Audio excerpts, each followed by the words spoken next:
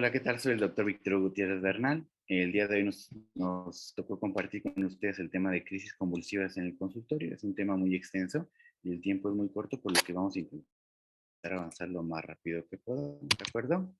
Primero nos llama la atención mucho el tema de crisis convulsivas. Vamos a entender que no toda la convulsión es epilepsia, ni toda la epilepsia es convulsiva. Lo que podemos saber, por ejemplo, aquí en esta pequeñita, es que ella de repente tiene arresto del movimiento, fija mucho la mirada, sí hace un poquito de movimiento en su carita, pero no hay un movimiento grande, importante. Si lo comparamos con este paciente, vamos a verlo.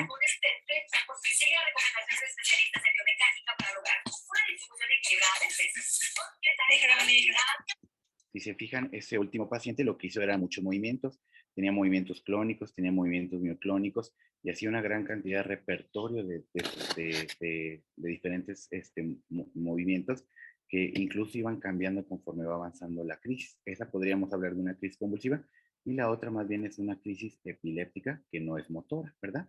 Ahora, eso es lo importante de este tema, que nosotros podamos definir cuándo es una crisis epiléptica, cuándo no y cuándo requiere un tratamiento. Para eso es bien importante las definiciones. En este caso, por ejemplo, tenemos que entender que es una crisis epiléptica. Para si llega un paciente conmigo, y decir, a ver, cumple con estos criterios. En primera vamos a tener que es un acontecimiento transitorio, que es que empieza y que termina en algún momento, y que está acompañado de una serie de signos y síntomas, ¿de acuerdo? Esto es debido a una actividad cerebral excesiva y sincrónica, es importantísimo esto. A partir del 2005, donde la ILAE puso esta definición, quitó algunos datos, por ejemplo, que decía que tenía que haber una alteración del nivel de conciencia, que tenía que haber síntomas motores, sensitivos, autonómicos o psíquicos, ¿no? Aquí lo importante es decir que no solo había problemas motores, ¿no? También había alteraciones de la conciencia, alteraciones sensitivas, e incluso pueden aparecer alteraciones sensitivas sin necesariamente haber alteraciones motoras, ¿de acuerdo? Entonces, eso es bien importante delimitarlo. También es bien importante saber cuándo es una crisis sintomática aguda. Hay sinónimas de estas, que puede ser una crisis reactiva o crisis provocada. Esto quiere decir que sucede un evento en cierto espacio temporal y esto coexiste con alguna afección sistémica o algo que me lo explique. Cuando no existe eso que me lo explique y que no sea temporal, o sea que se puede retirar, yo estoy hablando de una epilepsia, pero en este caso yo estoy hablando de que hay algo que existe y que puede terminar en algún momento, ya sea con una temporalidad o corrigiendo. Por ejemplo, ¿qué pasa si nosotros tenemos un infarto, un traumatismo craneoencefálico, una encefalopatía isquémica o una cirugía intracraneal? ¿Cuánto tiempo yo puedo decir durante estos procesos que tuvo un evento transitorio o que tiene una crisis aguda? Normalmente son 7 días. Por ejemplo, si yo tuviera un hematoma subdural o una hemorragia con una malformación arteriovenosa, yo diría que es en ese momento, ¿sale? Si sucede después de este evento, ya podría pensar que es más bien una crisis secundaria a epilepsia. Cuando yo tengo una infección activa en el sistema nervioso central, ya sea encefalitis o una meningitis, yo puedo pensar que va a generar crisis convulsivas. ¿Cuándo voy a determinar que va a ser aguda? Durante el tiempo que dure la infección. Así sean 15 días, mientras tenga la infección y siga convulsionando, es una crisis aguda, ¿de acuerdo?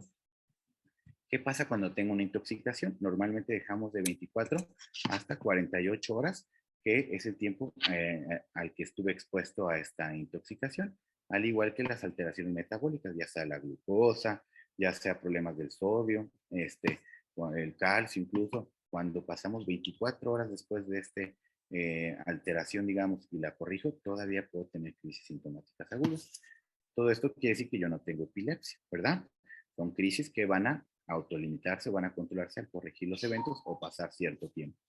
Cuando nosotros hablamos de una crisis sintomática remota, es distinto y esto ya podría pertenecer a las crisis no provocadas de las que vamos a hablar ahorita. Es decir, que ya pasó cierto tiempo, pero sí hubo un insulto cerebral que me va a predisponer para tener otra crisis. Aunque yo sé que fue por una lesión que sucedió en un momento, ¿no? Gastó cuando empezó a definir cuando empezó a clasificar la epilepsia, decía que había crisis sintomáticas, crisis criptogénicas y crisis idiopáticas. Esta forma parte de esas sintomáticas, ¿vale? Y también existen unas crisis reflejas que son diferentes a estas, pero normalmente están relacionadas con algún evento. Por ejemplo, cada que metemos un lactante a bañar con agua tibia y él convulsiona, es una crisis refleja, ¿no? Es un tipo de convulsiones que normalmente se autolimitan y no necesariamente requieren tratamiento, ¿de acuerdo? Las crisis no provocadas, pues su nombre lo dice, es muy sencillo, son aquellas que no encontramos un factor que sea en el tiempo que se quite o que sea reversible. y persiste la capacidad de volver a tener otra crisis. Es bien importante delimitarlas porque nosotros lo utilizamos para diagnosticar ahora sí epilepsia. ¿Qué hizo en el 2017 Lila? Él dijo, no, ¿sabes qué? Vamos a cambiar la palabra trastorno por enfermedad. ¿Por qué se cambia ya la palabra enfermedad? Porque ya tiene un origen, ¿sabes? Tenemos que encontrar la etiología. Por eso es una enfermedad. Y nos dice, ¿sabes quién vas a decir que tiene epilepsia? Los que cumplan alguno de estos tres criterios. El primero es que al menos tenga 2 crisis epilépticas que no sean provocadas y separadas por más de 24 horas. Por ejemplo, imagínense que llega un paciente con usted y dice, oiga doctor, mi hijo tuvo 5 crisis en un solo día. ¿Tiene epilepsia? Claro que no, porque tienen que estar separadas 24 horas. Oiga doctor, pero mi hijo hizo estado epiléptico, me dijeron. ¿Tiene crisis, tiene epilepsia? No, porque se considera solamente una crisis, ¿de acuerdo? Oiga, doctor, dice que mi hijo tuvo una crisis febril y presentó una crisis no provocada 24 horas después. ¿Es epilepsia? No, porque tiene que ser 2 crisis no provocadas. ¿De acuerdo? Entonces, si nosotros utilizamos este criterio, nos va a ayudar a definir si es una paciente que requiere un tratamiento para la epilepsia. ¿De acuerdo? Existen algunos casos donde hay una crisis epiléptica, pero la paciente tuvo un infarto, tuvo una meningitis, una encefalitis. En ese caso yo puedo hablar de que es una crisis, pero existe un 60% mayor de riesgo de recurrencia a 10 años, por lo que yo inicio un tratamiento. Existe una manera de calcular este riesgo, pero normalmente es muy individualizado. Y el tercer criterio es que se diagnostica un síndrome epiléptico. Para eso tenemos que definir qué es un síndrome epiléptico, ¿de acuerdo? El síndrome epiléptico son esas epilepsias que suceden a cierta edad, que tienen unas crisis características, que tienen un trazo electroencefalográfico característico. Normalmente responden a un tratamiento, tienen un pronóstico y a veces tienen un comportamiento durante la vigilia y el sueño. Todas esas características tienen un síndrome epiléptico. Normalmente estos se presentan para la edad. Por ejemplo, un ejemplo. Si tengo un bebito de 6 meses que tiene espasmos, tiene un electroconipsarritmia, yo puedo pensar que él tiene un síndrome de West. Entonces, desde que yo vea su primer espasmo y tiene todos los demás datos, yo considero que es una epilepsia y requiere tratamiento. ¿Sale?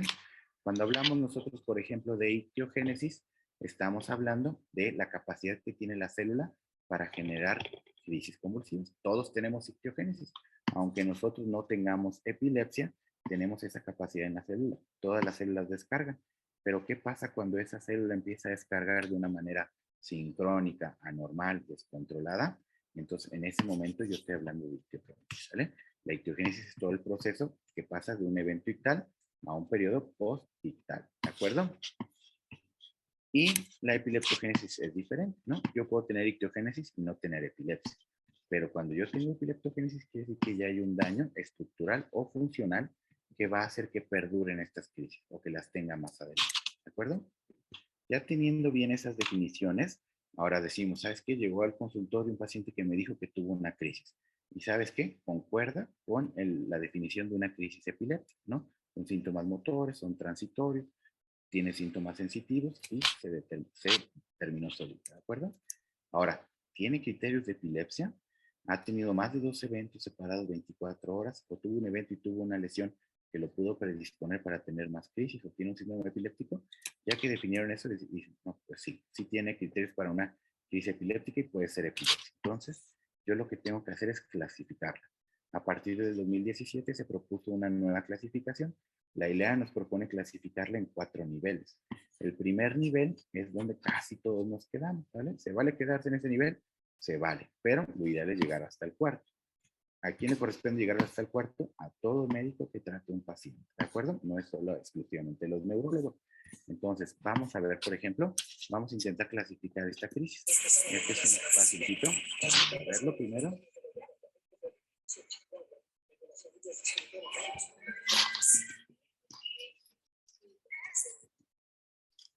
Es un pacientito que, por ejemplo, tiene 6 meses de edad. Como lo vemos, está un poquito distraído desde el principio, hace movimientos orolinguales, hace movimientos, y después hace sus movimientos, unos movimientos como espásticos, los hace en las extremidades y después abre los brazos, ¿de acuerdo? Tendríamos que aplicar el primer nivel, ¿de acuerdo? Entonces, lo primero que nos dice la guía es decir, ¿tiene un inicio focal, un inicio generalizado o un inicio desconocido? ¿Cómo lo podremos determinar? En los niños es difícil. Cuando yo hablo de un inicio focal, cuando hay una sintomatología localizada en una parte del cuerpo. La ILAE nos dice, las crisis focales son las que se mantienen en una red neuronal que persiste en un solo hemisferio. Quiere decir que no se propaga hacia el otro lado, ¿de acuerdo? Cuando permanece en un solo hemisferio, yo tengo que saber si está preservada la conciencia o está alterada la conciencia. A veces puede ser difícil. Cerca del 80% de las crisis suceden de inicio focal, pero también, si no se puede terminar con una seguridad de mínimo el 85%, yo puedo decir que tiene un inicio desconocido. En este caso, yo veo que es un paciente que está disperso, que no hay interacción de la mirada, parece que no está consciente de su entorno. Yo diría que tiene un inicio generalizado. Después, ¿qué tenemos que decir? Ok, tenía síntomas motores, tenía síntomas sensitivos. ¿Cómo eran estos movimientos? Yo veo que tiene movimientos, ¿verdad? Son movimientos motores y yo hablaría de un espasmo epiléptico, ¿verdad? Porque son movimientos que hace súbitos, de corta duración, más cortos que una postura tónica, y existen los espasmos en extensión, en flexión, tónicos y mixtos, ¿verdad? Entonces yo diría que es una crisis que tiene un síntoma motor de espasmos epilépticos. Cabe mencionar que en la nueva clasificación de la epilepsia ya lo coloca como un inicio focal, pueden ser también los espasmos, ¿no? Las crisis de inicio focal pueden manifestarse como espasmos epilépticos. Antes solo eran generalizados, también antes solo eran generalizadas las mioclonías, pero ya también puedo tener mioclonías, incluso con preservación del estado de conciencia. A veces nos cuesta un poquito trabajo entender qué es eso de preservación del estado de conciencia, ¿de acuerdo? Y les quiero poner este ejemplo, vamos a observar.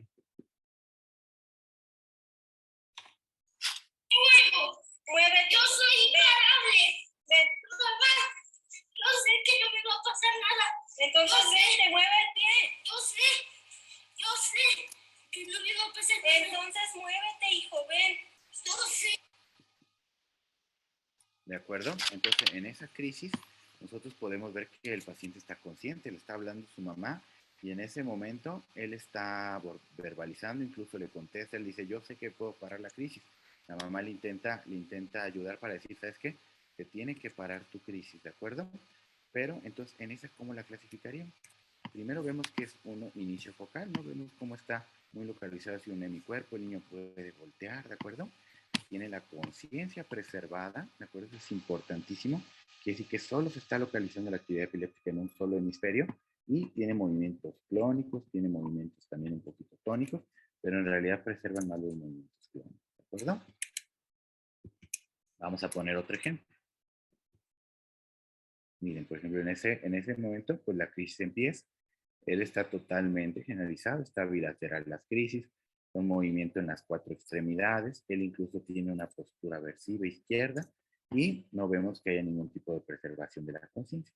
Ahí sí yo diría que es una crisis de inicio generalizado con un componente motor y además hace muchos movimientos, ¿no? Hace mioclonías palpebrales, hace una postura tónica, hace una postura clónica, ¿de acuerdo? Algo que se criticó mucho de esta clasificación era que no se describían totalmente las crisis. Por eso existen algunos descriptores semiológicos que nos ayudan a confirmar esto. Para un neurólogo pediatra, la verdad es que esto es lo más importante, porque nos ayuda a saber cómo empezó la crisis, cómo se propagó, si está avanzando a otro tipo, por ejemplo, una marcha jacksoniana, ¿no? Nos pueden decir, por ejemplo, si hay alteraciones cognitivas, como puede ser una afasia, que de repente deje de hablar, si hay alteraciones emocionales o afectivas, por ejemplo, me puede decir si tiene ansiedad, llanto, si hay alteraciones autonómicas, por ejemplo, con bradicardia, ¿no? A ver, decimos que todas las crisis normalmente tienen la frecuencia cardíaca muy alta, ¿no? ¿Verdad? También puede haber crisis con bradicardia, definitivamente, ¿sale? Aquí en este niño, por ejemplo, podríamos decir que hay un componente motor muy importante, tiene una postura de esgrimista y tiene una postura aversiva. Eso nos ayuda a nosotros a localizar la lesión. Por ejemplo, ¿dónde podríamos decir que está? Es en un área motora, predominantemente el área motora suplementaria, ¿verdad? Eso es un factor localizador. Yo después voy al electroencefalograma, voy a la imagen, yo voy a buscar específicamente en esa región para ver si hay alguna alteración. Ahora ya nos quedamos en el nivel 1, ¿verdad? Pero Lila nos dice, no, tienes que avanzar hasta el nivel 4. Vamos a regresar al caso de nuestro paciente acá. Nosotros tenemos que saber si es una epilepsia generalizada o focal totalmente. Ahí ya tengo que pedir un estudio. Normalmente pedimos el estudio que siempre solicitamos en las crisis epilépticas, que es el electroencefalograma, ¿de acuerdo? Yo le pido a este paciente un electro y yo veo que hay un trazo generalizado con grafoelementos de onda aguda y punta onda lenta, que están multifocales, pero afecta a los dos hemisferios. Entonces yo puedo hablar de que es una epilepsia de tipo generalizada, ¿de acuerdo? Encuentro punta onda generalizada, entonces yo digo, ¿sabes qué? Es una epilepsia que está afectando los dos hemisferios. ¿Puede ser el caso que solo sea remitida a un solo lugar del cerebrito? Definitivamente sí. Puedo hablar de unos casos donde haya crisis en una sola región del hemisferio y en todo el cerebrito, definitivamente también. Por ejemplo, hay Lennox, donde hay una actividad muy localizada en una región y también hay actividad generalizada. Pero también existen los desconocidos, ¿no? Que suelen suceder. Son electros que normalmente se reportan normales o durante el periodo del electro en el programa no hubo ninguna alteración. Entonces puedo también decir que es desconocido. ¿De acuerdo? Entonces ya pasamos el nivel 1, ya pasamos el nivel 2. Vamos a pasar al nivel 3. En este chiquito veíamos que tenía espasmos. Se ve un cuadro como de retraso en su desarrollo. Tiene alrededor de 6 meses. El electroencefalograma muestra una actividad generalizada normal con un ritmo caótico, que nosotros lo conocemos como hipsarritmia. Entonces puedo decir, ¿sabes qué? ¿Esta es una enfermedad sindrómica?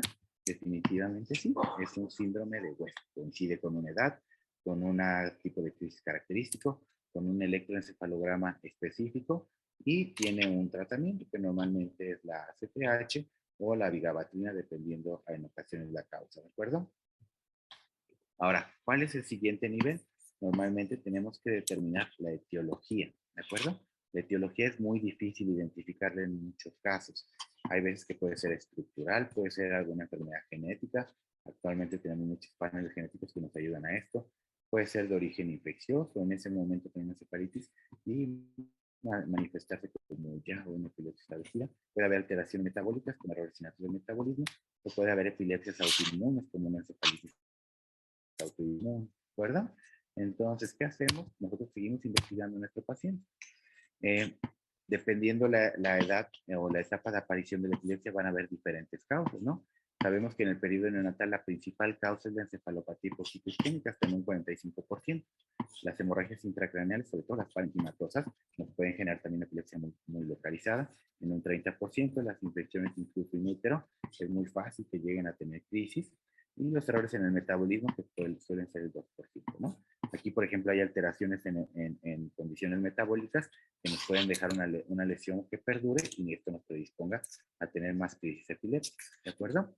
En el periodo del lactante van ampliándose la cantidad de causas, ¿no? Aquí vemos que también puede haber muchos síndromes específicos, ¿no? Enfermedades sindrómicas como el Dravet, que es un síndrome epiléptico. Puede haber relacionadas con genes, puede haber síndromes neurocutáneos como osteoporose, neurofibromatosis, que a esta edad lleguen a presentar crisis convulsivas, errores metabólicos, causas genéticas específicas. A cada edad tenemos que ir buscando un tipo de epilepsia. Por ejemplo, en la etapa preescolar hay muchas epilepsias genéticas. Se abre una gran cantidad de causas genéticas que nos pueden empezar con manifestaciones con crisis, incluso a esta edad, sin ser antes, ¿verdad? Pues ya pueden existir ahora sí tumores, algunos traumatismos, algunos síndromes específicos, también síndromes epilépticos como el Androclerner. Y fíjese cómo en la etapa de adolescente disminuyen mucho las causas, ¿no? Aquí hay causas genéticas que también son enfermedades sindrómicas epilépticas, pero aquí aumentan mucho las crisis focales. Y muchas de esas crisis focales lamentablemente quedan como en un origen idiopático. Pero el chiste es buscar en cada edad cierto tipo de causas, ¿no? Ahí les dejo esta para ver si las pueden ver. No damos la información de eso porque hay muy poco tiempo, ¿no? Regresando al caso de nuestro paciente, pues le pedimos una tomografía de cráneo, donde observamos que hay muy poco parénquima cerebral, hay una gran dilatación ventricular, hay mucho espacio subaracnoideo alrededor. Entonces vemos que este niño tuvo una secuela de una encefalopatía hipocito-isquémica, entonces ya tenemos nuestra etiología, ¿de acuerdo? Podríamos decir que es una epilepsia de origen estructural. Entonces, ya cuando terminemos de evaluar a nuestro paciente, decimos, ok, mire, entonces tiene una crisis de inicio generalizado con síntomas motores de tipo espasmos epilépticos, es generalizada, es sindrómica de tipo síndrome de West y es estructural. Yo le aseguro que si ustedes le mandan referido a un paciente de neurólogo o ustedes siguen tratando y tienen esta clase de clasificación, ustedes van a tener un día, ¿de acuerdo? Es importante estarlo practicando con el tiempo, estar utilizando la clasificación para que sea un poquito más sencillo, ¿de acuerdo? Entonces ya vieron que es una crisis epiléptica, que sí es clasificable, que entra en un tipo de estos padecimientos, pero ¿qué pasa en esas que no son tan claras? Yo tengo que hacer una investigación muy estrecha de estos pacientes, ¿de acuerdo? Tengo que evaluar su historial clínico de una manera muy insidiosa para ver algunos datos que nos pueden dar mucha información. Por ejemplo, el antecedente de crisis epiléptica, sabemos que muchas son hereditarias, ¿vale? Si hubo antecedentes de síndromes epilépticos, porque también ya sabemos que se relaciona mucho con la genética, y también si hubo alguna enfermedad neurológica. Esto es importantísimo. Los antecedentes psiquiátricos también son importantes. En los antecedentes personales, pues normalmente por ejemplo, nos ayuda mucho el desarrollo psicomotor. Acuérdense que una de las principales comorbilidades de la epilepsia es el deterioro cognitivo. Y nosotros vemos que es un niño que nos dice, papá, ¿sabe qué, doctor? Empezó con estos movimientos y usted dice, ay, como que no son crisis, pero después le dice, y fíjese que a partir de eso empezó a bajar su rendimiento escolar, se ha afectado su memoria, como que ya no estudia tan fácil, se duerme todo el tiempo, tiene dolor de cabeza. Entonces, en ese momento yo puedo pensar que si sus antecedentes de retraso psicomotor pueden estar relacionados con una epilepsia y me ayuda a tomar una decisión, ¿de acuerdo? Hay veces que, por ejemplo, también puede haber algunos eventos conocidos que yo no los tomo en cuenta, ¿no? Me dicen, ¿sabe qué, doctor? Tuvo una crisis única, fue tónico-clónica generalizada, pero fíjese que antes, durante el sueño, tiene despertares frecuentes, en ocasiones tiene relajaciones de esfínteres, es un niño que controla totalmente los esfínteres, hay veces que se levanta con cara de miedo, entonces yo tengo que tomar esos eventos como previos paroxísticos. Es bien importante que los tomemos en cuenta. Puede haber hábitos tóxicos, algún tratamiento concomitante, por ejemplo, algunas quimioterapias nos pueden presentar, pueden desarrollar epilepsia, ¿de acuerdo? Es bien importante hacer una historia clínica completa. En el padecimiento actual nosotros somos muy específicos. Van a ver que nos peleamos casi con los familiares porque nosotros estamos hablando de un padecimiento y decimos, a ver señora, por favor, dígame usted cómo empezó la crisis, ¿de acuerdo? La crisis, ¿qué estaba haciendo? ¿Estaba dormido? ¿Estaba comiendo? ¿Estaba sentado, viendo la tele? ¿Qué tipo de movimientos hizo? A veces hacemos que la mamá los imiten para que nosotros podamos determinar qué tipo de movimiento es, ¿no? No nos sirve que nadie diga a la mamá, es que de repente empezó y convulsión. No, pero ¿qué es una convulsión para la mamá? A veces es muy difícil determinar, ¿sale? La exploración física es algo muy importante. Desde que llegue el paciente, nosotros podemos ya ver cómo está su apariencia, ¿sale? Si es un paciente que vive en silla de ruedas, si es un paciente que no interactúa conmigo, que impresiona con discapacidad intelectual, pues es muy factible que pueda tener datos de epilepsia. Los signos vitales son importantísimos. Si en ese momento tiene fiebre o un foco como probable infeccioso, pues nos ayuda a pensar que puede haber una infección del sistema nervioso central o que puede haber historia de crisis febril, ¿no? También, por ejemplo, si hay bradicardia, taquicardia, nos puede ayudar para hacer diagnósticos diferenciales con síncopes.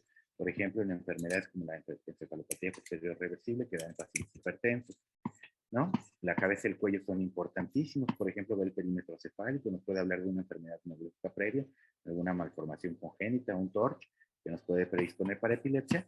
Y también algo bien importante, por ejemplo, es observar la lengua, las mejillas, porque suele haber casos de niños que se muerden, no se dan cuenta ellos y nunca nos avisan. Y ya cuando vemos de hoy, ya su niño se está mordiendo, probablemente tenga crisis tónicas en las noches y no nos estamos dando cuenta. ¿De acuerdo?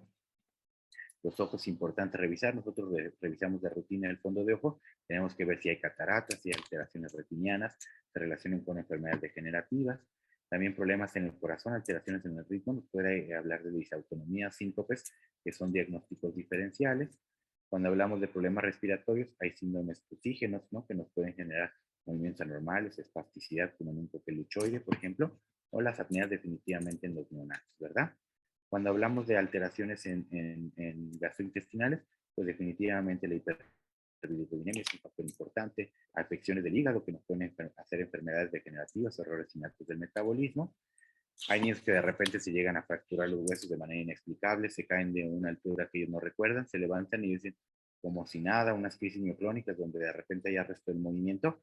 En ese momento ellos pueden presentar distintas caídas y en ese momento generarme ciertas alteraciones que nos pueden llegar a fracturar y los niños ni siquiera saber cómo lo hicieron. La piel es importantísima, hay síndromes neurocutáneos que están muy relacionados con enfermedades con alteraciones en el sistema nervioso central que se pueden manifestar como crisis convulsivas, como la esclerosis tuberosa, que nos da espasmos infantiles y que tienen un tratamiento muy específico, ¿de acuerdo?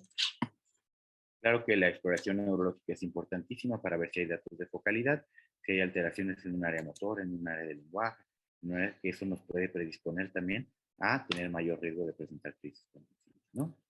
Por ejemplo, este chiquito, miren cómo es un niño que también tiene epilepsia, pero a veces hay berrinches, ¿verdad? También hay rabietas, hay movimientos anormales. Luego me dicen los papás, oye, doctor, si le pongo el celular a mi hijo, ¿va a convulsionar? Yo, pues probablemente no, pero quíteselo y va a parecer que va a convulsionar, ¿no? Ellos ya son muy dependientes de la tecnología, pero a veces puede llegar a haber algunos berrinches, algunas rabietas que se pueden manifestar como una actividad epiléptica, ¿de acuerdo? Nosotros tenemos que ver dentro de esos diagnósticos diferenciales, por ejemplo, los síncopes, los espasmos del sollozo, que son muy comunes. Hay muchos estudios que ahorita ya se encuentran enfocados en los espasmos del sollozo y han visto que estos generan una crisis convulsiva hipóxica, ¿no? O una crisis epiléptica hipóxica, entonces sí es importante estudiarlos. ¿De acuerdo? Por ejemplo, hay crisis psicógenas, ¿no? En adolescentes, de repente, es muy común para intentar tener una ganancia secundaria. Existen trastornos parasíticos del sueño, como las miotonías del sueño, que en ocasiones suelen confundirse con crisis. También existen otros trastornos paroxísticos no motores, por ejemplo, el Sandifer, el espasmo Nutan, los tics, que a veces nos pueden confundir con un tipo de epilepsia. Y claro que los vértigos. Hay muchos diagnósticos, no vamos ¿cómo se llama? No vamos a dar mucho, ¿de acuerdo? ¿Cómo puedo distinguir una crisis psicógena? A veces esto es muy importante. Hemos tenido pacientes que tienen un tratamiento muy largo de epilepsia y que en realidad están ganando algo, ¿no? Teniendo estos eventos. Normalmente, por ejemplo, las crisis psicógenas son muy prolongadas, casi siempre son en presencia de personas, a veces son inducidas por algún estrés o algo emocional, ¿de acuerdo? Algo, por ejemplo, que nos sirve rápidamente en el consultorio para identificarlas es con el reflejo corneal, ¿no? Normalmente en las crisis está ausente, pero en las crisis psicógenas se mantiene presente y también yo puedo ver un reflejo extensor, el Babinski, normalmente en las pacientes que tienen crisis extensora y en los que no tienen crisis psicógenas puede haber una respuesta extensora, ¿de acuerdo? ¿Qué otro abordaje debo de dar? ¿Qué otro tipo de estudios puedo pedir? Normalmente podemos pedir un electroencefalograma, que es el estudio más común, es el estándar de oro para diagnosticar. Hay algunos modificados como el videoelectroencefalograma. Sí o sí, todos los niños con epilepsia tienen que tener una resonancia magnética, es el que nos da más información, sobre todo los que tienen un origen focal, que son la gran mayoría. La tomografía de cráneo casi no nos da información ya, pero es un estudio que yo puedo usar de urgencia, ¿de acuerdo? Algunos para clínicos específicos, si yo pienso, por ejemplo, en un reordenato del metabolismo, alguna causa sintomática aguda, ya existen paneles genéticos, ya cada vez son más económicos. Hay unos paneles que nos evalúan hasta 500 genes, que nos ayudan incluso a determinar qué tipo de respuesta terapéutica buscamos. Ya existen estudios un poquito más complejos, como la magnetoencefalografía, que es muy similar al electroencefalograma, pero nos quita la barrera del encéfalo y la barrera de la piel, ¿de acuerdo? Es muy importante, ya cuando nosotros hablamos de un tratamiento, estamos pensando en un tratamiento medicamentoso. Los medicamentos normalmente están relacionados, depende del tipo de crisis. Cuando yo hablo de una crisis focal, que es por ejemplo la carbamazepina, es una muy buena opción, ¿no? Cuando hablamos de crisis generalizada, yo siempre les digo, ¿saben qué? Vamos a empezar con valproato, vamos a empezar con levetiracetam, y ya después cuando lo referimos podemos ajustar un medicamento, pero normalmente es difícil que se equivoquen cuando empezamos con valproato o levetiracetam. Hay que tener cuidado con valproato con los errores innatos del metabolismo, porque en esos casos sí puede agravar por el aumento del amonio, ¿de acuerdo? Pero hay que tener un poquito de, nada más estar un poquito más identificados con la historia clínica para saber qué medicamento podemos dar, ¿no? Actualmente ya existen muchos tratamientos que nos ayudan a, existen muchos tratamientos nuevos que actualmente están cobrando mayor relevancia en los niños, como la lacosamida, la lamotrigina, los Oxcarba, que ahora se puede usar en niños un poquito más pequeñitos. Algunos tienen interacciones no solo entre los medicamentos antiepilépticos, sino también con otros medicamentos como antipsicógenos, o como antipsicóticos, o como medicamentos antihistamínicos, ¿de acuerdo? Por eso hay que tener mucho la relación con las interacciones. Aquí desde este cuadrito le vienen las interacciones con diferentes antiepilépticos. También es importante saber que algunos antiepilépticos nos pueden aumentar las crisis, sobre todo, por ejemplo, la carbamazepina, la Oxcarba, la fenitoína, que nos puede aumentar las ausencias, las micronías. Luego llegan urgencias con crisis de ausencias y yo les impregno con fenitoína y eso puede agravar el cuadro, ¿verdad? Hay otras enfermedades que también se pueden agravar. En realidad aquí buscan viendo cada uno de ellos, ¿de acuerdo? Sí es bien importante que cuando vayan ustedes, cuando vean un paciente con una crisis, o inicien un tratamiento, entiendan también los papás que existe un alto riesgo de recurrencia. Cuando la crisis, por ejemplo, es sintomática remota, vean cómo el riesgo es casi hasta el 96% de que tenga otra crisis. Nadie les va a prometer que no va a volver a tener una crisis, incluso con el medicamento antiepiléptico, sobre todo en momentos que ellos son susceptibles. Por eso es muy importante que vean que existe una alta recurrencia, incluso, por ejemplo, si es una epilepsia idiopática o si es una sintomática remota, o incluso, por ejemplo, si encontramos normal el electroencefalograma, miren, hasta un 42%. ¿De acuerdo? Existen muchas formas de que yo puedo evaluar la calidad de vida de mis pacientes. Yo tengo que saber que tengo que hacer laboratorios con ciertos medicamentos, ¿no? Por ejemplo, tengo que ver que no hay efectos adversos importantes. Para eso también existen ya de repente escalas que nos ayudan a ver si es una buena opción de tratamiento. Yo puedo saber, por ejemplo, que le voy a iniciar valproato de magnesio. Sé que es un medicamento que puede generar diferentes síntomas. Quiero ver qué tan graves son en él. Quiero ver cómo está en la sangre el nivel del valproato de magnesio. Quiero hacer esas evaluaciones. Yo puedo hacer una evaluación del valproato de magnesio hasta 4 o 5 vidas medias después de que inicie el medicamento. Tengo que estar monitorizando ciertos aspectos con el medicamento. Y claro que también quiero que él tenga un buen aprendizaje, que tenga una buena sociabilidad, porque es el objetivo del tratamiento, mejorar su calidad de vida, no curar la epilepsia. Sabemos que la epilepsia es una enfermedad crónica que no se cura. Es una enfermedad que normalmente nos ayuda a controlar los síntomas únicamente. Los medicamentos se llaman fármacos antiepilépticos, pero en realidad debería ser fármacos anticrisis epiléptica, ¿verdad? Es una enfermedad que no se cura. Los pacientes que llegan a remitir estas crisis, que pasan ciertamente a la adolescencia o que pasan a la adultez y ya no vuelven a tener crisis, quiere decir que es un proceso que va madurando y eso se llama una crisis resuelta. Para que yo hable de una crisis resuelta, tienen que pasar hasta 10 años sin crisis clínicas, cuando al menos tiene que tener 5 años sin tratamiento y de preferencia con electroencefalograma normal, ¿de acuerdo? Eso no quita que más adelante en la adultez puedan llegar a tener otro evento, ¿de acuerdo? Toda la información que les di son sacada de estas guías, es una guía de andaluza de epilepsia y del programa prioritario de epilepsia aquí en México. Esto ya está disponible en internet y ustedes pueden acceder a ellos. Quiero agradecer su atención y espero sus preguntas.